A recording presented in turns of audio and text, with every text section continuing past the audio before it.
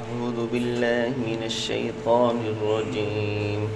بسم الله الرحمن الرحيم. لن تنالوا البر حتى تنفقوا مما تحبون وما تنفقوا من شيء فإن الله به عليم. صدق الله العلي العظيم. پیچھے سے یہ بات چل رہی تھی، اللہ رب العزت نے ان کفار سے یہ کہا کہ تمہارے پاس مال ہے، تم اپنے مال پہ اتنی فخر کرتے ہو کہ کل قیامت کے دن ہم مال دے کر جان چھڑا دیں گے. تو اللہ تبارک و تعالی نے ان سے فرمایا کہ تمہارا مال کل قیامت کے دن کوئی کام نہیں آئے گا. اگر پوری زمین کو تم سونے چاندی سے جواہرات سے بھر کر بھی دو، تمہیں میں بخشش نہیں دوں گا، تمہارے معاملات میں تمہیں میں سزا ہی دوں گا. اگلی آیات اس کے اندر اللہ رب العزت نے ہمیں ایک نیکی کی توفیق دے رہی ہیں، خیرات کے بارے میں بتا رہی ہیں کہ آپ نے کس طرح خرچ کرنا ہے اور کیسے خرچ کرنا ہے. دنیا میں خرچ کرو گے پھر تمہیں آخرت میں اس کا انعام ملے گا. آخرت میں اگر تم خرچ کرنا چاہو، یہ کہنا چاہو کہ ہم یہ مال دیتے ہیں، تمہیں پھر کچھ نہیں ملے گا. دنیا میں خرچ کر کے آؤ، پھر تمہیں آخرت میں اس کا اجر ملے گا. جس وقت یہ آیات نازل ہوئی، صحابہ کرام رضوان اللہ تعالیٰ علیہم اجمعین بس آپ صلی اللہ علیہ وسلم کے حکم کی تعمیل کرنے والے تھے. جب بھی کوئی آپ صلی اللہ علیہ وسلم حکم فرماتے تو صحابہ کرام اس کو فوراً ہی اہتمام سے پورا کرتے. جس وقت یہ آیات نازل ہوئی، لن تنالوا البر حتی تنفقوا مما تحبون، ہرگز تمہارا خیر مال، اچھا مال نہیں ہو سکتا یہاں تک کہ تم خرچ کرو اس چیز کو جو تم کو سب سے زیادہ محبوب ہو. جب یہ آیات نازل ہوئی، حضرت ابو طلحہ رضی اللہ تعالیٰ عنہ یہ آئے آپ صلی اللہ علیہ وسلم کے پاس. ان کے پاس ایک باغ تھا. اس وقت انصار مدینہ کے پاس باغ کی ملکیت بہت زیادہ ہوا کرتی تھی، بہت زیادہ ان کے پاس مال تھے. تو حضرت ابو طلحہ رضی اللہ تعالیٰ عنہ کے پاس بھی زیادہ مال تھا. تو یہ آپ صلی اللہ علیہ وسلم کے پاس آئے کہ یا رسول اللہ، یہ آیات نازل ہوئی ہے تو میرے پاس اور بھی مال ہے، لیکن جو میرے پاس باغ ہے، جس باغ میں آپ تشریف لے جاتے ہیں، پانی بھی پیتے ہیں، چہل قدمی بھی کرتے ہیں، اس باغ کا نام ہے کنواں. اس کنویں کے اندر بیر ہا کا نام کنواں تھا اس باغ کے اندر.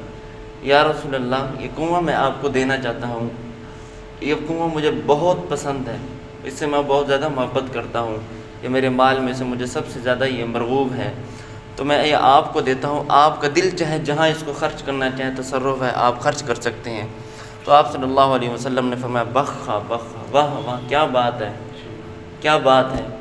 تو آپ صلی اللہ علیہ وسلم نے فرمایا ابو طلحہ، آپ ایسا کریں، اس باغ کو، اس کنویں کو آپ اپنے اجزاء اقارب میں اس کو تقسیم کرو.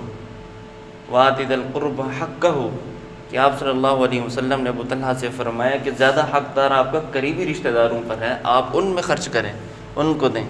تو یہ ان کو بات مشورہ جو آپ صلی اللہ علیہ وسلم نے دیا انہوں نے قبول کر لیا. تو انہوں نے اپنے چچا زاد بھائی کو وہ کنواں دے دیا. اب اعزاء اقارب رشتہ داروں کو جو دینا ہے اس کی بھی کچھ شرطیں ہیں، کن کو دینا چاہیے، کن کو نہیں دینا چاہیے. ہر ایک صرف پڑوسی ہونا ضروری نہیں ہے کہ میرا رشتہ دار ہے، یہ غریب ہے اس کو دوں، یہ زیادہ حقدار ہے، صدقہ و زکوٰۃ کا فطرانے کا یہ حقدار ہے اس کو دوں. لیکن کن کو دینا چاہیے، کن کو نہیں دینا چاہیے، جائز نہیں ہے. کافر اور مشرک اگر رشتہ دار ہے تو اس کو صدقہ زکوٰۃ فطرانہ دینا جائز نہیں ہے. اگر ہم اس کو دیں گے تو ہمارا یہ ادا نہیں ہوگا، کیونکہ کافر اور مشرک کو صدقہ زکوٰۃ فطرانہ دینا جائز نہیں ہے. دوسری شرط یہ ہے کہ وہ بے دین نہ ہو، دیندار آدمی ہو. تو اگر دیندار بھی ہے اور وہ غریب ہے، اپنے رشتہ دار میں سے ہے، تو چاہیے تو اس کے زیادہ سے زیادہ ہم اس کی معاونت کریں، اس کو ہم مال دیں. دیندار ہوگا تو وہ ہمیں فائدہ پہنچے گا، بے دین ہوگا تو اس کو قوت ہے کہ پھر وہ اللہ پاک کی نافرمانی کرے گا، پھر اس مال سے ہمارا بھی شرکت ہوگا. اس لیے یہ بھی منع فرما دے کہ ان کو بھی دینا مال جائز نہیں ہے. دوسرا تفسیر در منصور میں آیا، حضرت عبداللہ بن عمر رضی اللہ تعالی عنہ انہوں نے ایک لونڈی خریدی، اس کا نام تھا رجانہ، مرجانہ اس کا نام تھا. ان کو وہ لونڈی وہ عورت بہت زیادہ محبوب تھی، انہوں نے اس کو بھی آزاد کر دیا۔ اس سے ہمیں یہ معلوم ہوا اب لن تنالوا البر کہ ہرگز وہ تمہاری نیکی نہیں ہے، لیکن اس سے مراد تفسیر میں لکھا خیر مال، یعنی کامل چیز نہیں ہے، کامل تمہاری یعنی کامل وہ چیز ہے جو تمہیں محبوب ہو۔ اس کے یہ اب یہ بھی معلوم ہو گیا اللہ کی راہ میں تیسرے پارے میں آتا ہے وہ چیز تم اللہ کی راہ میں کیوں خرچ کرتے ہو جو تمہیں بھی زیادہ محبوب نہیں ہے، جس سے تم محبت نہیں کرتے، یعنی بسیدہ مال اللہ کی راہ میں کیوں خرچ کرتے ہو۔ اس آیات میں یہ بھی بتا دیا کہ بسیدہ مال اللہ کی راہ میں خرچ نہ کرو، بلکہ اس کو خرچ کرو جس سے تم محبت کرتے ہو۔ اب لن تنالوا البر سے یہ معلوم ہوا یہ نہیں ہے کہ ہم خرچ بھی نہ کریں، پہنے ہوئے کپڑے بھی نہ دیں، بلکہ دینے چاہیے۔ زیادہ محبت اس میں ہے جو تمہیں محبوب ہو، اچھی چیزیں دیں۔ اگر وہ نہیں ہے آپ کے پاس، پہنے ہوئے استعمال شدہ کپڑے ہیں، آپ اس کو دینا چاہیں تو دے سکتے ہیں، یہ نہیں کہ نہیں دے سکتے، دے سکتے ہیں۔ آگے فرمایا وَمَا تُنْفِقُوا مِنْ شَيْءٍ فَإِنَّ اللَّهَ بِهِ عَلِيمٌ، اور خرچ کرو اس چیز کو جو اللہ تعالیٰ ہر چیز کو جاننے والا ہے، یعنی کہ تم اس طرح خرچ کرو، اعلان نہ کرو یار میں نے آج اتنا خرچ کر دیا غریبوں پر، اتنا صدقہ کیا، دوسروں کو کہتا ہوا پھرے، یہ بات غلط ہے۔ اللہ رب العزت فرماتا ہے جو تم میرے لیے خرچ کرو گے وہ میں جانتا ہوں، میرے لیے تم خرچ کرو گے، اللہ کی رضا کے لیے خرچ کرو گے، تو اللہ رب العزت فرماتا ہے فَإِنَّ اللَّهَ بِهِ عَلِيمٌ، میں سب سے بہتر جاننے والا ہوں، یعنی کہ آپ کو اس چیز کا اجر میں دوں گا۔